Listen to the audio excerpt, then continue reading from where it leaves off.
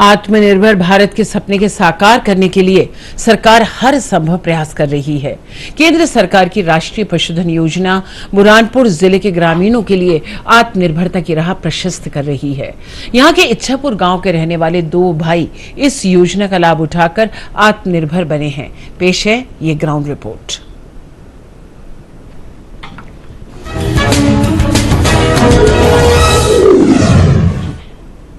बुरहानपुर जिले के इच्छापुर के रहने वाले राहुल और पंकज ने बकरी फार्म खोलकर खुद को आत्मनिर्भर बनाया है।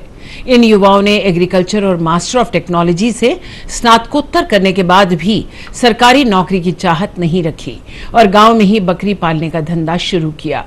शुरुआत में इन्होंने 20 बकरियों से बकरी पालन का काम शुरू किया। पंकज चौहान के बकरी फार्म में आज 800 से ज्यादा बकरा बकरी का पालन किया जा रहा है। साथ ही आधुनिक गोट फार्म में बकरी पालन के साथ साथ देसी मुर्गी का पालन भी किया जा रहा है। गाय भैंस का पालन भी हो रहा है। खेतों के लिए जैविक खाद भी उपलब्ध हो रही है। बकरी की खाद मिट्टी को उपजाऊ बनाती है।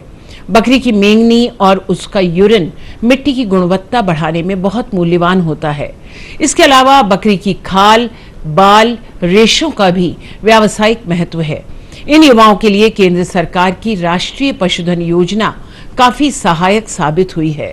पंकज चौहान बताते हैं कि केंद्र सरकार की राष्ट्रीय पशुधन योजना से उन्हें 1 करोड़ रुपए की राशि प्राप्त हुई, जिससे उन्होंने बकरी पालन शुरू किया। इतना ही नहीं, पशुपालन को बढ़ावा देने के लिए उन्हें 50% तक की सब्सिडी भी मिली। इन युवाओं ने बकरियों की रखने के लिए अत्याधुनिक शेड बनाया है।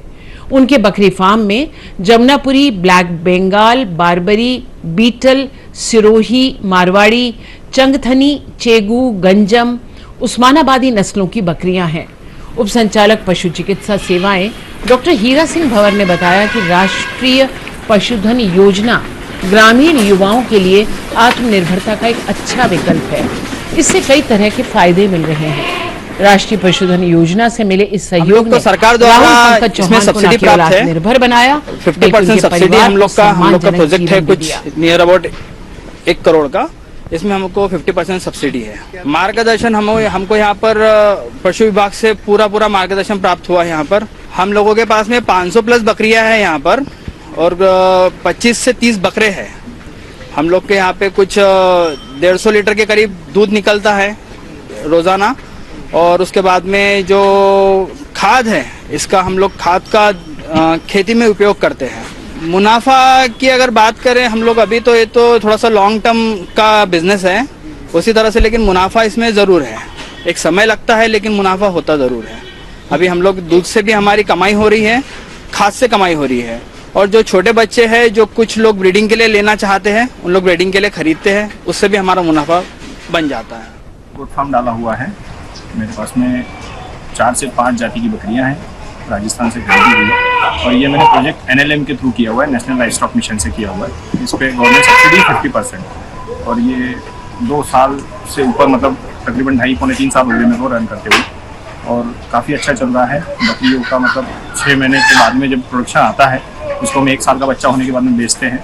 मेल हम बेचते हैं तो उसमें हमारी आमदनी अच्छी निकलती है।